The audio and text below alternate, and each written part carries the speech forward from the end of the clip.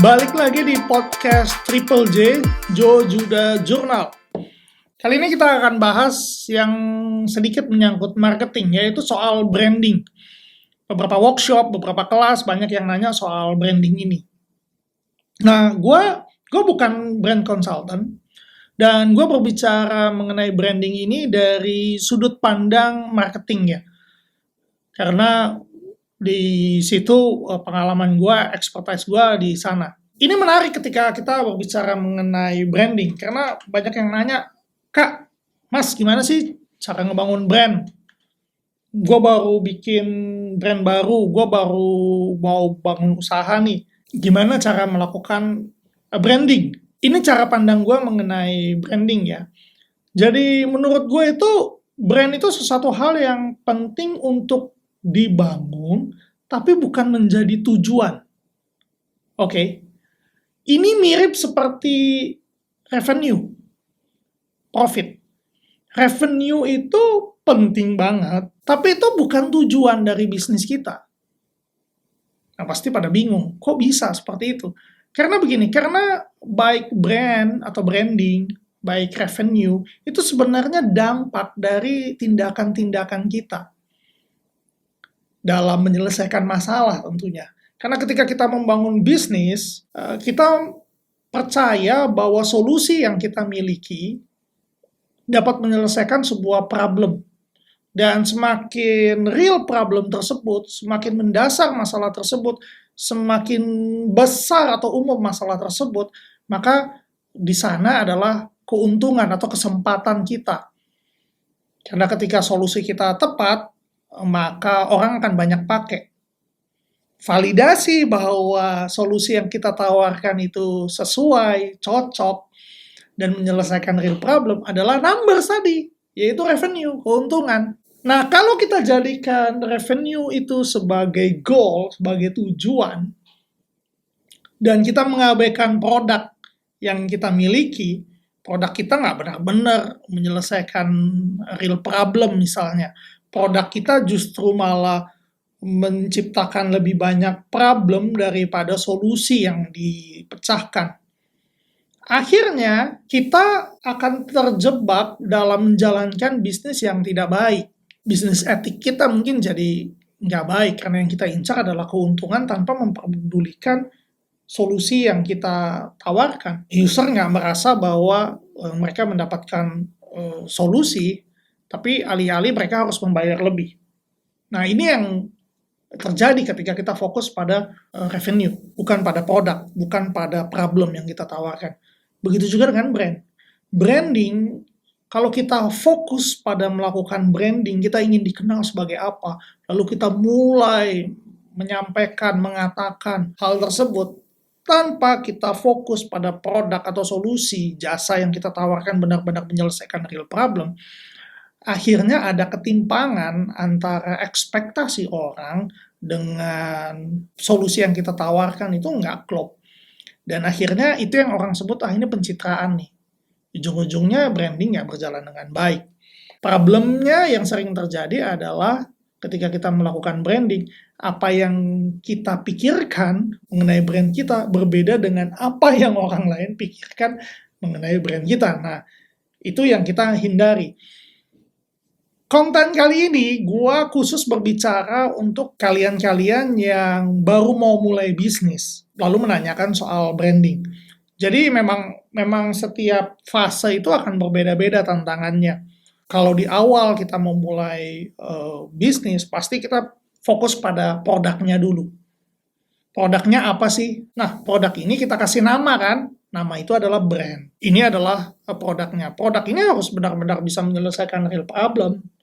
Bukan masalah yang sebenarnya bukan masalah. Semakin dia bisa menyelesaikan real problem, maka namanya akan dikenal, brandnya. Setelah brandnya dikenal, ada langkah-langkah yang secara aktif kita lakukan agar bisa terjadi branding. Jadi branding itu memang ada langkah-langkah yang dilakukan untuk memperkenalkan brand ini. Karena apa? Karena produknya udah dikenal. Kalau kita nggak melakukan branding, akhirnya produk melampaui brand. Yang orang tahu cuma produknya, Orang nggak tahu brandnya, padahal di bawah brand itu ada banyak produk, ada banyak solusi yang kita tawarkan. Nah, ini tapi harus berimbang karena kalau brand yang terlalu besar melebihi produknya, itu yang over expectation. Orang punya ekspektasi yang lebih daripada solusi yang kita tawarkan. Nah, gue ngambil satu analogi biar kita bisa sama-sama paham branding itu seperti apa sih. Lu bayangin ketika lu masih SD, ketika lu masih kecil, lu balik lagi ngebayangin diri lu ketika masih SD. Lu kebayang nggak ketika ada orang yang nanya, lu mau dikenal sebagai apa? Bagaimana lu membangun self-image lu? Ketika lu SD ditanya seperti itu, lu kebayang nggak apa yang lu bisa jawab? Tentu lu akan bingung. Dan supaya itu lebih mudah ditangkap, lu akan nanya, ini maksudnya cita-cita ya Om? Oh iya, cita-cita saya mau jadi astronot, mau jadi pilot, mau jadi dokter. Kalau anak sekarang mungkin pengen jadi vlogger, atau mungkin dia sebutin superhero-nya pengen jadi Batman, pengen jadi Iron Man. Itu waktu kita SD. Kenapa? Karena terbatas pengetahuan yang kita miliki. Sehingga kita mengasosiasikan dengan hal yang kita senangi. Beranjak SMP dan SMA, ini masa dimana kita pubertas mencari jati diri. Kita mulai paham bahwa Batman itu fiksi, Superman itu fiksi, Iron Man mungkin ada dalam kehidupan nyata, tapi kita mulai sadar bahwa nggak semua orang bisa jadi Iron Man ya. Kalau lu bukan konglomerat, lu hampir mustahil untuk jadi Iron Man. Nah, di SMP SMA kita tahu bahwa tujuan kita atau mimpi kita atau cita-cita kita dulu itu sepertinya nggak relevan atau udah berubah ketika lu SMP dan SMA. Siapa diri kita saat ini ditentukan dari pilihan-pilihan yang kita ambil. Ada hal-hal yang menyenangkan, hal-hal yang tidak menyenangkan.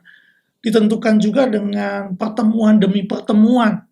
Orang-orang yang kita temui menjadi teman, yang menjadi mentor, akhirnya ada seperti saat ini. Mungkin ketika kita flashback balik ke SD, ini jauh dari apa yang kita bayangkan dulu.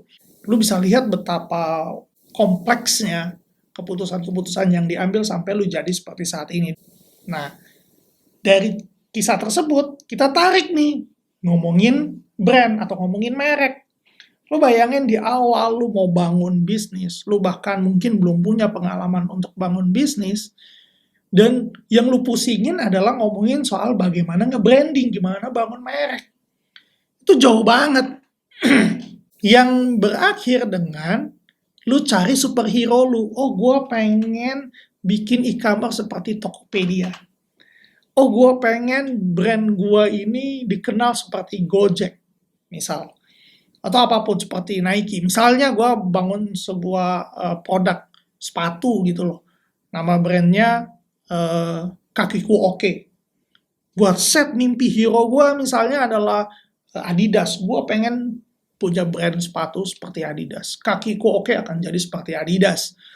Tapi penjualannya online, misalnya seperti itu. Kita akan relate dengan hero-hero kita, karena itu yang paling dekat kita asosiasikan.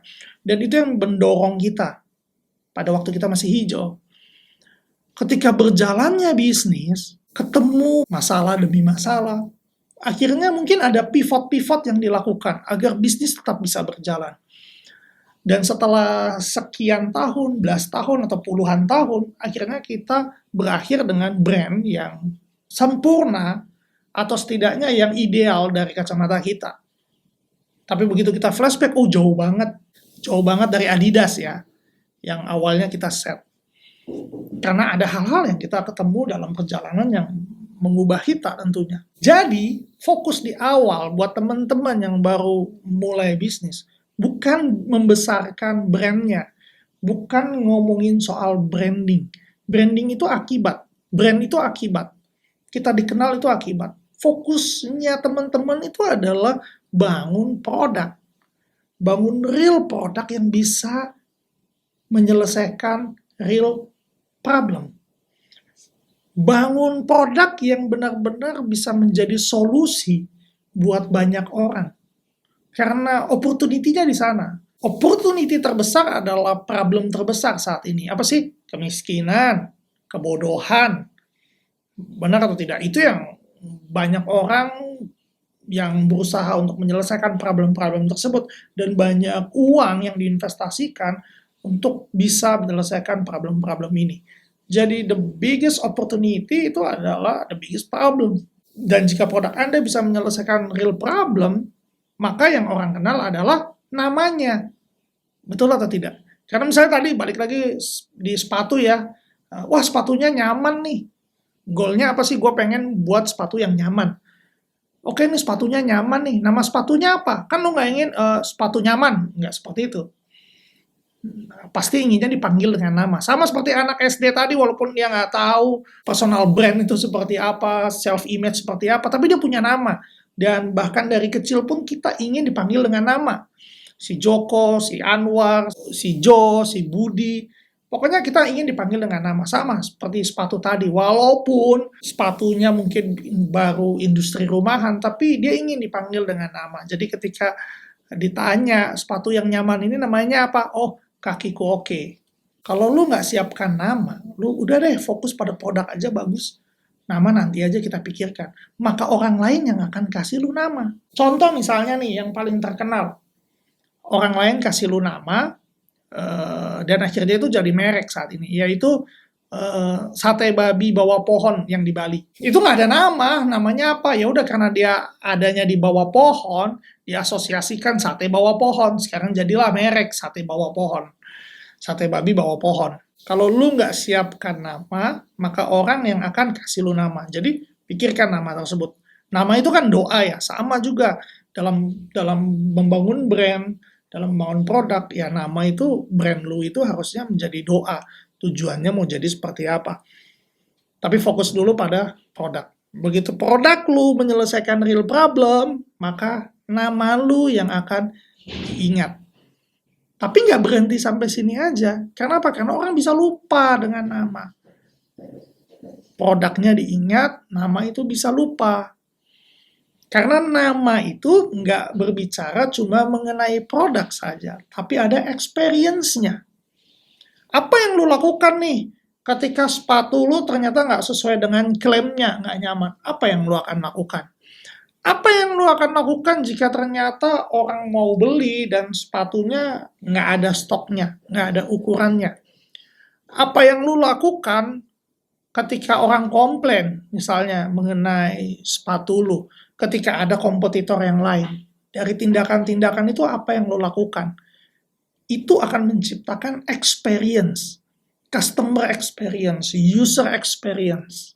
Nah ini tindakan-tindakan yang lo lakukan ini sebenarnya akan membangun brand lo. Karena pada akhirnya itu yang akan experience itu yang akan melekat pada brand. Brand itu bisa nempel di hati bukan karena mereknya, namun experience yang dibangun, ikatan yang dibangun. Dan bagaimana cara membangunnya adalah dengan repetisi-repetisi yang lo lakukan. Dari repetisi-repetisi tersebut yang akan menciptakan reputasi lo. Nah ini tindakannya branding. Jadi branding itu bukan sekedar pasang billboard, bukan lo ngomong di toa, lo teriak-teriak mengenai brand lo itu apa. Karena pada akhirnya begini, orang itu memperhatikan apa yang kita lakukan, bukan apa yang kita katakan. Demikian halnya juga dengan brand.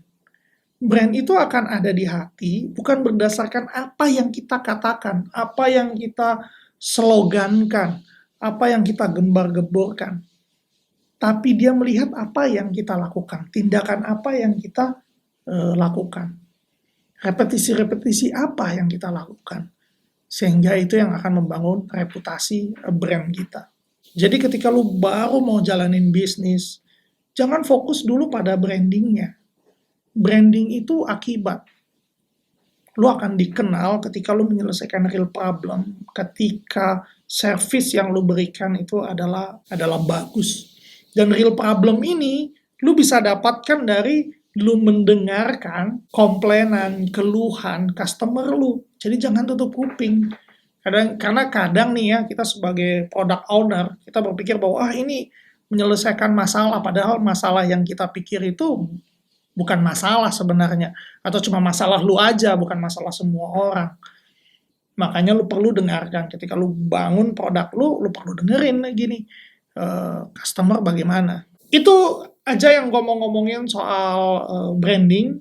Jadi selalu fokus pada hal-hal yang real dan sampai ketemu di podcast gua selanjutnya. See you.